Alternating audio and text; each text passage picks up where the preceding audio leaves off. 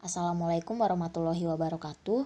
Perkenalkan kami dari Kesejahteraan Sosial, Fakultas Ilmu Sosial dan Ilmu Politik Universitas Padjadjaran.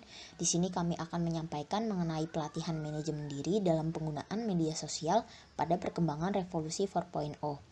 Kami beranggotakan Riansyah dengan NPM 170310180025, Melania Murjito dengan NPM 170310180039, dan Fikria Raudatul Jannah dengan NPM 170310180044. Materi pelatihan manajemen diri dalam penggunaan media sosial pada perkembangan revolusi 4.0 yang akan kami bawakan ada 7 materi.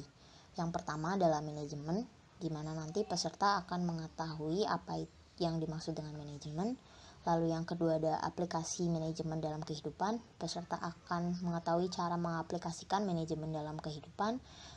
Lalu yang ketiga ada konsep diri, peserta akan mampu mengetahui apa itu konsep diri. Selanjutnya yang keempat, aplikasi konsep diri dalam kehidupan, peserta akan bisa mengaplikasikan konsep diri dalam kehidupan sehari-harinya. Lalu ada perkembangan media sosial di era revolusi 4.0, itu adalah materi yang kelima. Selanjutnya materi yang keenam adalah tentang media sosial. Peserta akan mengetahui apa itu media sosial, kemudian jenis media sosial. Yang ketujuh ada aplikasi media sosial dalam kehidupan, di mana peserta akan dapat mengaplikasikan media sosial dalam kehidupan sehari-harinya. Pelatihan manajemen diri dalam penggunaan media sosial pada perkembangan revolusi 4.0 kami selenggarakan selama 2 hari. Nah, pada hari pertama pukul 8 sampai pukul 8.10 adalah pembukaan, 8.10 sampai 8.15 pembacaan ayat suci Al-Quran, 8.15 sampai 8.30 pemaparan acara, 8.30 sampai 9 pretest, lalu 9.30 perkenalan, 9.30 sampai 10.15 materi 1 yaitu manajemen, 10.15 sampai 10.30 tanya jawab, 10.30 sampai 10.45 ice breaking, 10.45 sampai 11.30 materi 2 yaitu aplikasi manajemen dalam kehidupan, 11.30 sampai 11.45 tanya jawab, 11.45 sampai 13.00 isoma, 13.00 sampai 13.45 materi 3 yaitu konsep diri, 13.45 sampai 14.00 tanya jawab, 14.00 sampai 14.30 games, 14.30 sampai 15.15 materi 4 yaitu aplikasi konsep diri dalam kehidupan, 15.15 sampai 15.30 tanya jawab, 15.30 sampai 16.00 diskusi kelompok, dan 16.00 sampai 16.15 penutupan serta foto bersama.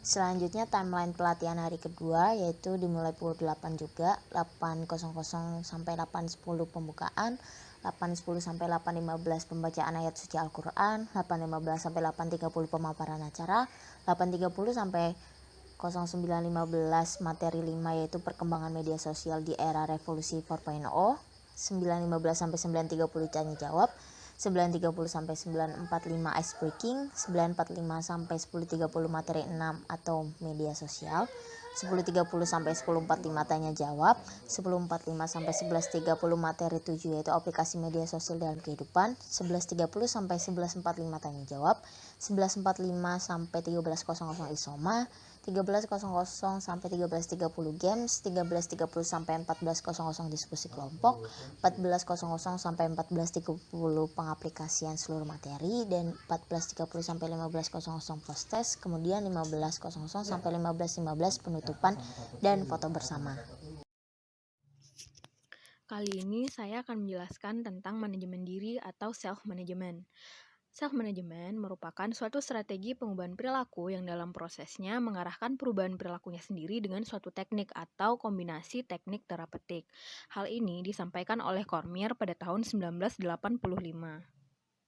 Jadi dapat disimpulkan bahwa manajemen diri adalah kemampuan seseorang untuk mengenali dan mengelola dirinya sendiri, baik secara fisik, emosi, pikiran, jiwa, dan spiritual, sehingga dia mampu mengelola orang lain dan berbagai sumber daya untuk mengendalikan maupun menciptakan realitas kehidupan yang sesuai dengan tujuannya. Sementara itu, self-management merupakan teknik kognitif behavioral yang menganggap bahwa setiap manusia memiliki kecenderungan positif maupun negatif. Setiap perilaku manusia itu merupakan hasil dari proses belajar atau pengalaman dalam merespon berbagai stimulus dari lingkungannya. Namun, self-management juga menolak pandangan behavioral radikal yang mengatakan bahwa manusia itu sepenuhnya dibentuk dan ditentukan oleh lingkungannya. Ada beberapa aspek yang dapat dikelompokkan ke dalam prosedur self-management menurut Yates pada tahun 1985. Yang pertama adalah manajemen by antecedent, merupakan pengontrolan reaksi terhadap sebab-sebab atau pikiran dan perasaan yang memunculkan respon. Yang kedua adalah manajemen by consequence, merupakan pengontrolan reaksi terhadap tujuan perilaku, pikiran, dan perasaan yang ingin dicapai. Kedua aspek ini disebut juga sebagai bentuk dari teknik intervensi perilaku yang merupakan implementasi dari teknik kognitif atau afektif. Yang ketiga, ada cognitive techniques, merupakan pengubahan perilaku, dan perasaan, dirumuskan dalam cara mengenal, mengeliminasi, dan mengganti apa yang terrefleksi pada antecedent dan consequence. Dan yang terakhir adalah effective techniques, merupakan perubahan emosi secara langsung.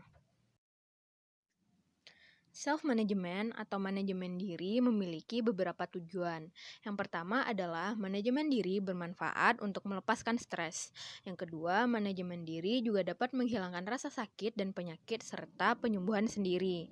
Yang ketiga, manajemen diri yang baik akan meningkatkan kreativitas seseorang. Selanjutnya, masalah dapat dipecahkan dan diselesaikan bila seseorang mampu melakukan manajemen diri. Yang kelima, manajemen diri akan meningkatkan citra diri dan rasa percaya diri seseorang. Yang terakhir, manajemen diri akan meningkatkan kemampuan pembelajaran dan membantu seseorang mencapai prestasi. Ada beberapa metode yang kami gunakan dalam pelatihan manajemen diri. Yang pertama itu metode mentoring, word cafe, tanya jawab, serta live mapping.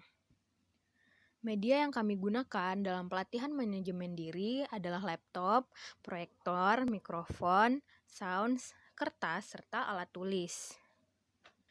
Waktu yang dibutuhkan dalam pelatihan ini adalah 60 menit. Untuk pembagian tugasnya, kami menyediakan 3 fasilitator yang mendampingi peserta, 1 dinamisator, 1 narasumber, serta 1 motivator.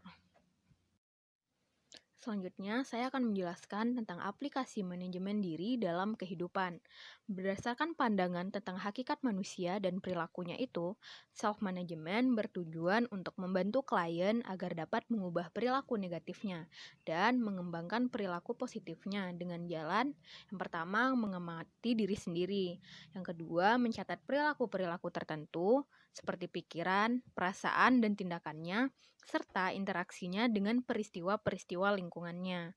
Selanjutnya, menata kembali lingkungan sebagai syarat khusus atau antecedent atas respon tertentu serta menghadirkan diri. Yang ketiga, menentukan sendiri stimulus positif yang mengikuti respon yang diinginkan. Ada beberapa teknik dalam manajemen diri yang dapat diterapkan dalam kehidupan. Yang pertama adalah self-monitoring atau pemantauan diri. Biasanya digunakan konseli untuk mengumpulkan baseline data dalam suatu proses treatment. Konseli harus mampu menemukan apa yang terjadi sebelum menerapkan suatu strategi pengubahan diri. Sedangkan konselor harus mengetahui apa yang tengah berlangsung sebelum melakukan tindakan. Kegiatan ini juga dapat menjadi sebuah evaluasi. Yang kedua adalah self-reward, digunakan untuk membantu mengatur dan memperkuat perilaku kita melalui konsekuensi yang dihasilkan sendiri.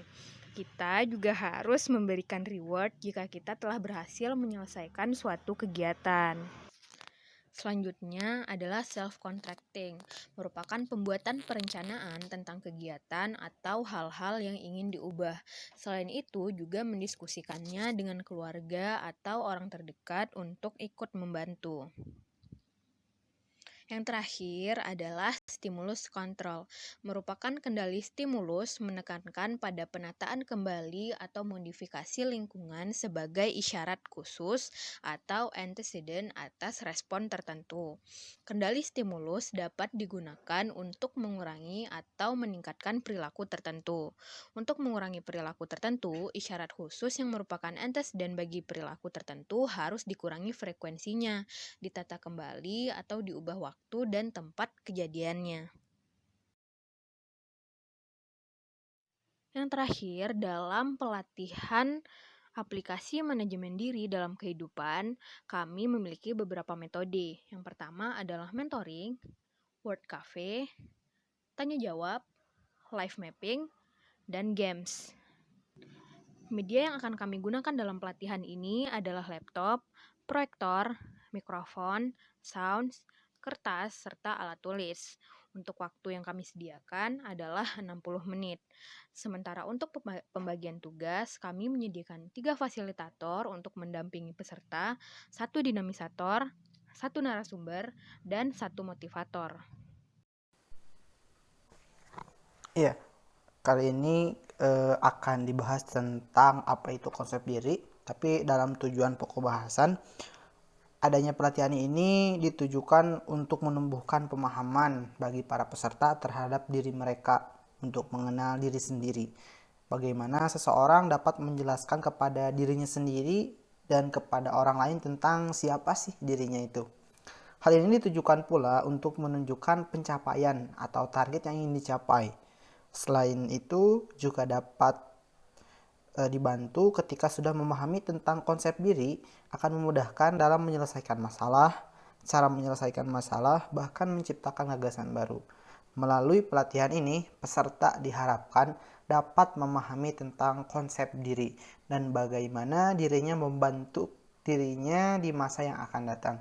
Metode yang digunakan dengan menggunakan diskusi kelompok. Diskusi kelompok ini ditujukan untuk saling berdiskusi tentang diri mereka sendiri ataupun menanyakan kepada orang lain terhadap apakah benar saya itu seperti ini. Dan role play ini ditujukan ketika nanti ditujukan untuk diri mereka sendiri di masa yang akan datang itu ingin menjadi apa.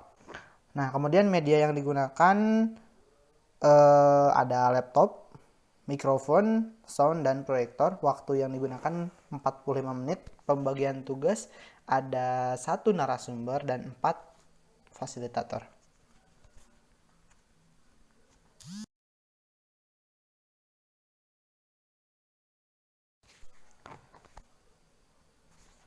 Konsep diri atau self concept.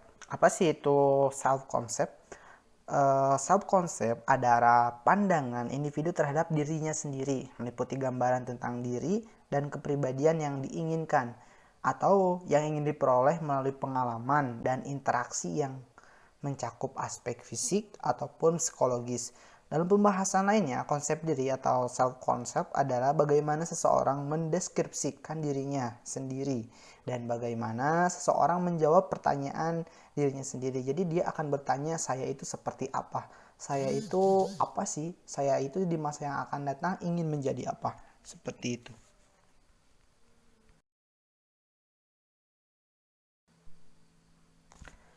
Nah, 3 poin dalam self-concept ataupun 3 poin dalam pembentukan diri sendiri ataupun konsep sendiri, ada yang pertama adalah self-references.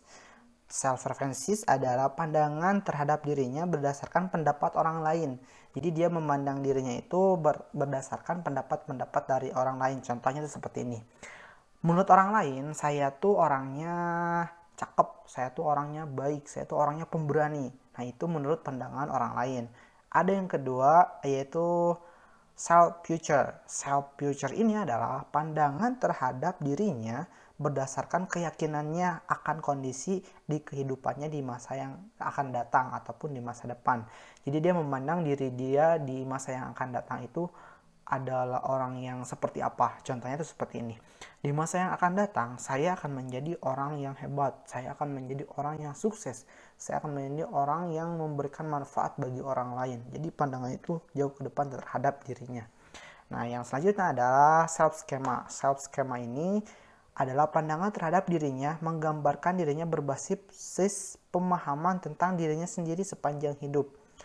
Jadi ini tuh pandangan terhadap dirinya berdasarkan pemahaman dirinya, jadi bukan berdasarkan keinginan dia di masa yang akan datang ataupun pendapat orang lain. Contohnya seperti ini, menurut saya tuh orangnya pemalu, tapi saya juga orangnya adalah pemberani di satu sisi ketika hal-hal yang mendesak, seperti itu. Jadi 3 poin dalam pembentuk self concept ada self references berdasarkan pendapat orang lain, self future berdasarkan keinginan di masa yang akan datang, ataupun self skema pandangan ataupun pemahaman terhadap dirinya sendiri di masa hari ini.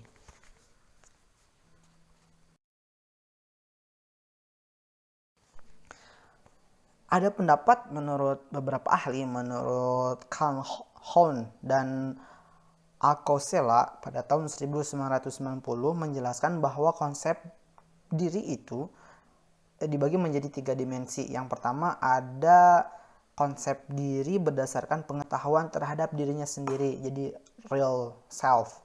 Kemudian ada pengharapan mengenai diri sendiri, ideal self, dan penilaian tentang dirinya sendiri ataupun social self. Jadi 3 konsep ini hampir sama seperti self concept yang 3 poin tentang self concept, yaitu tentang self future, self references, dan self schema.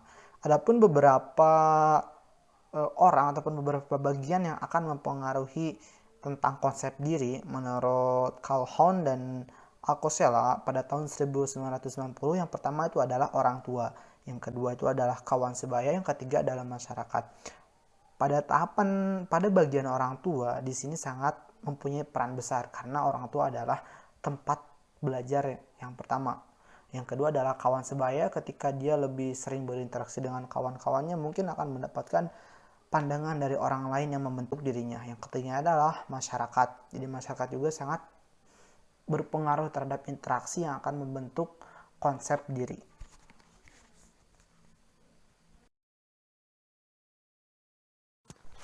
Nah, selanjutnya itu adalah jenis-jenis konsep diri.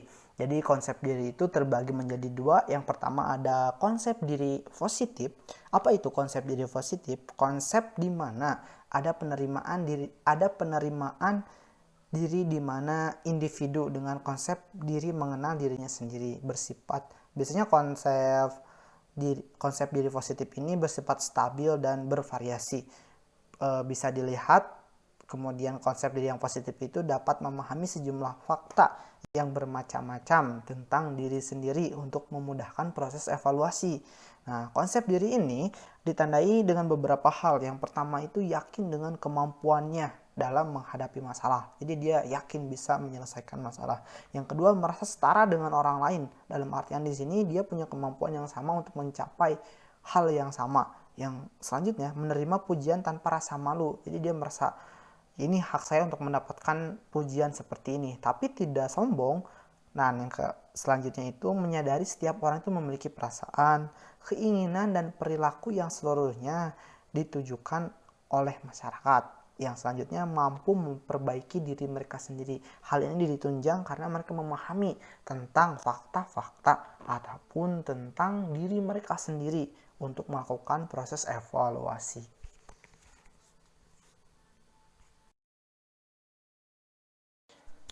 Konsep diri yang kedua ada lawannya, yaitu konsep diri negatif. Menurut Carl Hohn dan Acesola pada tahun 1990, konsep diri menjadi 2. Tadi yang pertama ada konsep diri yang positif, ada juga yang negatif. Nah, yang negatif itu merupakan pandangan individu terhadap dirinya sendiri yang benar-benar tidak teratur, tidak memiliki perasaan, kestabilan, keutuhan diri, dan tidak tahu tentang dirinya sendiri. Pandangan tentang dirinya sendiri kadang terlalu stabil dan teratur. Konsep diri ditandai dengan 5 hal menurut Brooks dan Emmert dalam Sukatma tahun 2004. Yang pertama itu peka terhadap kritik, tidak tahan kritik, dan cepat marah. Jadi dia negatif, ketika ada orang mengkritik dia langsung cepat marah. Kemudian responsif terhadap pujian, yang selanjutnya merasa tidak disenangi dan diperhatikan orang lain. Jadi dia punya perasaan yang underestimate ataupun punya perasaan wah orang lain ke dirinya adalah yang negatif-negatif, yang selanjutnya bersifat pesimis, tidak yakin terhadap kemampuannya.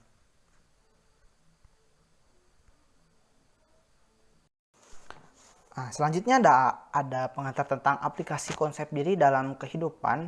Hal dalam pelatihan ini ditujukan dalam aplikasi konsep diri dalam kehidupan adalah dengan memahami materi konsep diri, peserta dapat mengaplikasikan langsung dalam kehidupan sehari-hari. Hal lain juga akan ditunjang dengan pemahaman mengenai tujuan ataupun keinginan yang ingin dicapai selama menjalankan kehidupan.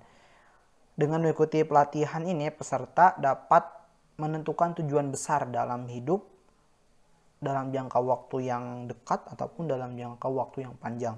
Metode yang digunakan adalah diskusi kelompok, kemudian role play, kemudian life mapping, kemudian ada games. Pada life mapping ini diharapkan peserta dapat memetakan selama kehidupan yang ingin dicapai. Pada tahun sekian dia ingin mendapatkan apa, pada tahun sekian ingin melakukan pencapaian apa.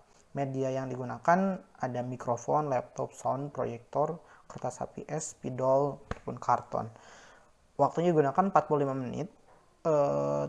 Pembagian tugas yang pertama ada narasumber, ada 5 fasilitator dan 2 dinamisator. Aplikasi konsep diri dalam kehidupan, yang pertama kita harus menentukan terlebih dahulu visi misi kehidupan. Biasanya visi misi kehidupan ini sering kita lihat dalam dunia organisasi, tapi ternyata penting dalam kehidupan. Visi merupakan sesuatu yang menjadi pegangan. Visi adalah hal terbesar yang ingin dicapai.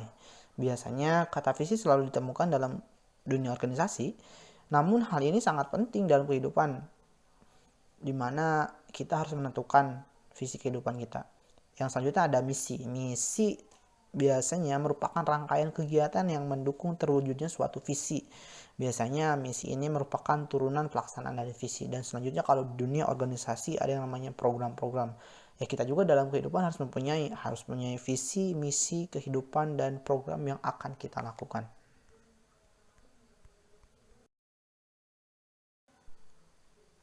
Nah, hal sederhana yang dapat dilakukan dengan menentukan visi misi kehidupan dapat membantu dengan menggunakan 3 poin. Yang pertama itu ada poin what.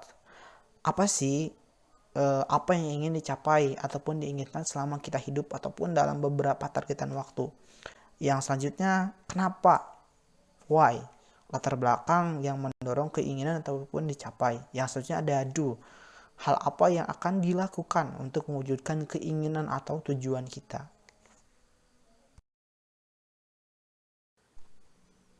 Nah, selanjutnya ada pengantar perkembangan media sosial di era revolusi 4.0 ataupun di era 4.0. Tujuan pokok bahasan pada masa revolusi industri 4.0, kecepatan dalam mendapatkan informasi bisa 2 kali lipat dari biasanya.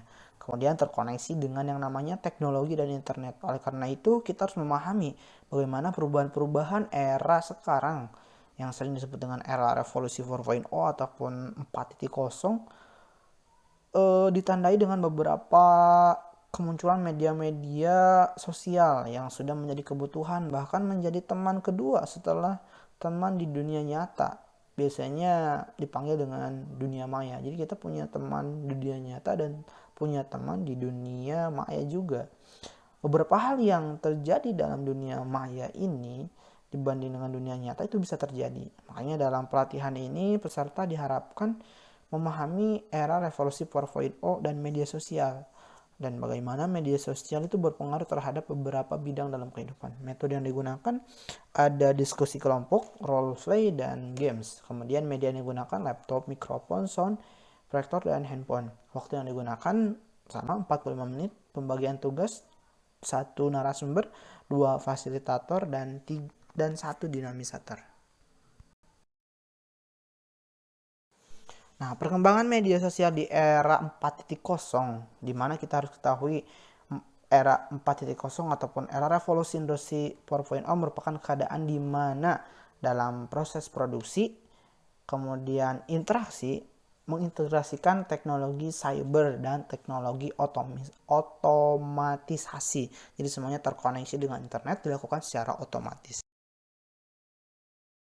Nah, beberapa unsur utama dalam era revolusi 4.0 yang pertama ada Internet of Thinking atau IoT, konsep di mana mesin produksi terkoneksi dengan internet. Ada Big Data. Big Data merupakan istilah untuk mendeskripsikan volume informasi yang besar, baik yang terstruktur maupun informasi yang tidak terstruktur.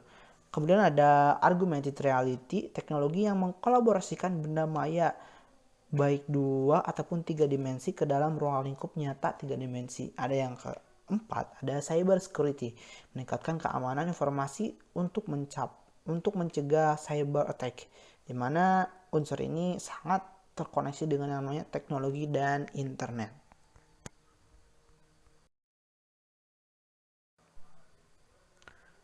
Unsur selanjutnya ada artificial intelligence, di mana mesin mempunyai kecerdasan yang sama dengan manusia. Kemudian ada additive manufacturing, di mana teknologi percetakan 3 dimensi yang digunakan untuk industri manufaktur. Kemudian ada integrated system, di mana serangkaian proses menghubungkan sistem komputer dengan software dengan cara fisik dan fungsional. Yang selanjutnya ada cloud computing, teknologi yang menggunakan internet sebagai pusat pengelolaan dan penyimpanan data dan aplikasi, di mana semua unsur yang berhubungan dengan revolusi 4.0 akan berkaitan dengan yang namanya internet dan mesin otomatisasi.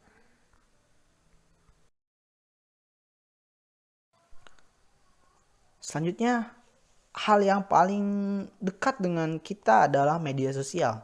Lalu apakah itu media sosial? Media sosial adalah media daring, dengan para penggunanya bisa dengan mudah berpartisipasi, berbagi, menciptakan isi seperti dalam blog ataupun jejaring sosial ataupun forum-forum dan dunia virtual. Media sosial ataupun jejaring sosial terbentuk dalam bentuk aplikasi yang di dalamnya terdapat izin bagi para pengguna untuk dapat terhubung dengan cara membuat informasi pribadi sehingga dapat terhubung dengan orang lain. Contohnya itu seperti media sosial mungkin paling tua ataupun familiar ada Facebook, WhatsApp, Line, Twitter, Instagram, dan lain-lain. Nah, oleh karena itu dalam media sosial pada era revolusi 4.0 ini menjadi media yang multitasking, banyak sekali keberfungsiannya. Banyak sekali penggunaannya, bisa kita lihat sebagai media untuk berbagi kegiatan, berbagi kreativitas, bahkan tempat untuk menghasilkan uang. Banyak sekali kan seperti di beberapa toko-toko online. Nah, itu menggunakan media sosial juga. Namun semua itu masih banyak hal negatif lainnya seperti banyak penyebaran hoax. Ya, kita jangan ikut-ikut menyebarkan hoax, konten-konten negatif.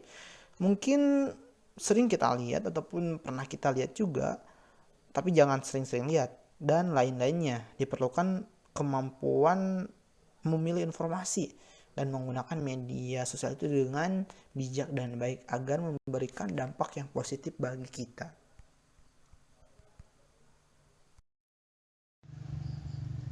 Nah, selanjutnya adalah materi yang keenam mengenai media sosial. Tujuan pokok atau bahasan materi ini adalah peserta dapat mengetahui apa yang dimaksud dengan media sosial. Menurut Fandi, media sosial adalah platform media yang memfokuskan pada eksistensi pengguna yang memfasilitasi mereka dalam beraktivitas maupun berkolaborasi. Media sosial juga adalah situs atau layanan daring atau online yang memungkinkan penggunanya tak hanya mengonsumsi, tapi juga berpartisipasi, membuat, mengomentari, dan menyebarkan beragam konten dalam berbagai format. Selain mengetahui apa yang dimaksud dengan media sosial, peserta juga dapat mengetahui jenis media sosial. Ada layanan blog, kemudian layanan jejaring sosial, layanan blog mikro, layanan berbagi media, layanan forum, dan layanan kolaborasi. Nah, pada pelatihan ini, khususnya materi ini, media yang digunakan adalah laptop, proyektor, mikrofon, dan juga sound. Metode yang digunakan pelatihan ini ada dua. Yang pertama ada mentoring, kemudian ada tanya jawab. Mentoring ini membimbing peserta dalam melaksanakan kegiatan dan menyampaikan materi.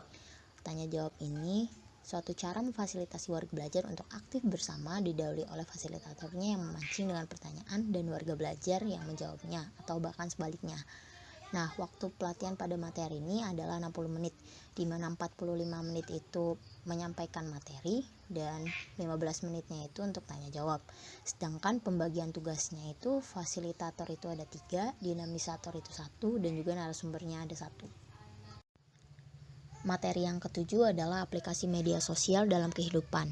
Tujuan pokok atau bahasan dari materi ini adalah peserta dapat mengetahui apa yang dapat diaplikasikan dari media sosial dalam kehidupan sehari-harinya.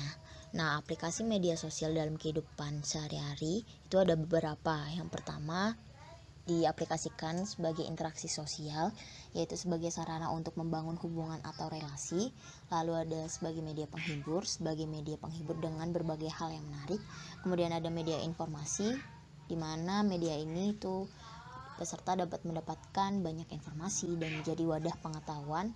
Lalu sebagai menggali kreativitas serta mengekspresikan dirinya. Lalu media sosial juga dapat diaplikasikan sebagai media usaha, yaitu sebagai sarana untuk berwirausaha. Kemudian metode yang digunakan dalam materi ini ada 3. Yang pertama ada mentoring, word cafe, lalu tanya jawab. Mentoring ini adalah membimbing peserta dalam melaksanakan kegiatan dan menyampaikan materi. Lalu word cafe sendiri adalah ketika peserta diminta untuk mempresentasikan apa yang akan diaplikasikan dalam kehidupannya melalui media sosial. Lalu ada tanya jawab yang difasilitasi oleh fasilitator, di mana fasilitator memancing dengan pertanyaan dan warga belajar menjawabnya atau bahkan sebaliknya. Kemudian media yang digunakan itu adalah laptop, proyektor, mikrofon, sound, kertas, dan juga alat tulis. Nah, waktu dalam materi ini adalah 60 menit, di mana 45 menit penyampaian materi dan 15 menit tanya jawab. Pembagian tugasnya itu fasilitator ada 3 orang, dinamisator 1 orang, narasumber 1 orang, dan motivator 1 orang. Terima kasih, hatur nuhun.